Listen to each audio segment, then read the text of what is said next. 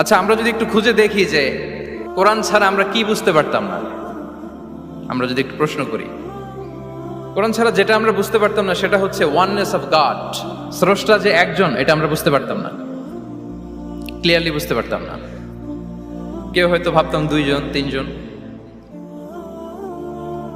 আর যারা বুঝতে পারতো যে না, এই মহাবিশ্বের একজন নিয়ন্ত্রক থাকতে হবে, একজন কন্ট্রোলার থাকতে হবে, তারাও ওই গডের ফিচার কি, পরিচয় কি, ইন ডিটেইল তারা বুঝতে পারতো না।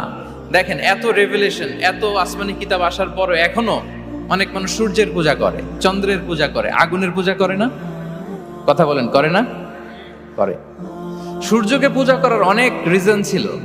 আমি ভেবে দেখেছি যে সূর্যকে মানুষ কেন পূজা করতে, এর কারণ বাহ্যিক দৃষ্টিতে সূর্যই সবচেয়ে শক্তিশালী।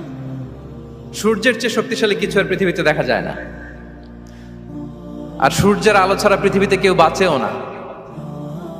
মানুষের যে হার্ট অ্যাটাক করে, স্ট্রোক করে, বা আমাদের মুরব্বীদের অনেকের যে পায়ে ব্যথা, কোমরে ব্যথা, এটা কিন্তু রাতে বেশি হয়, জানেন?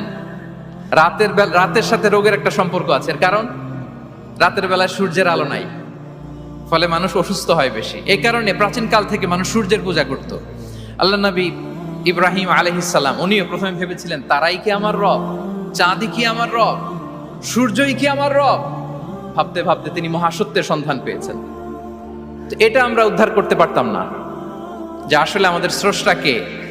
আর আমাদের মধ্যে যারা চিন্তাশীল, তারা হয়তো আমরা ভেবে একটা কুল কিনারা করতে পারতাম যে না, একজন স্রষ্টা থাকতেই হয়, না থাকলে কেমন করে হয়, কেউ না কেউ আছেন। কিন্তু তিনি যে ক্ষমাশীল, অনেক পাপ করে ক্ষমা চাইলে যে তিনি ক্ষমা করে দেয়, এটা আমাদের জানা থাকতো না, ঠিক কিনা? তিনি যে মহাজ্ঞানী, মনে মনেও যেটা ভাবি এটা উনি ধরে ফেলেন, এটা আমরা বুঝতাম না। 99টা সুন্দর সুন্দর নাম দিয়ে আল্লাহ তাআলা তার পরিচয় দিয়েছেন, এত ডিটেইল, এত নিখুঁত, এত জোরালো ভাবে। ওয়াননেস অফ গডের যে কনসেপ্ট, এটা রেভেলেশন না আসলে, কোরআনিক গাইডেন্স না আসলে আমরা বুঝতে পারতাম না। আর আমরা কি বুঝতে পারতাম না?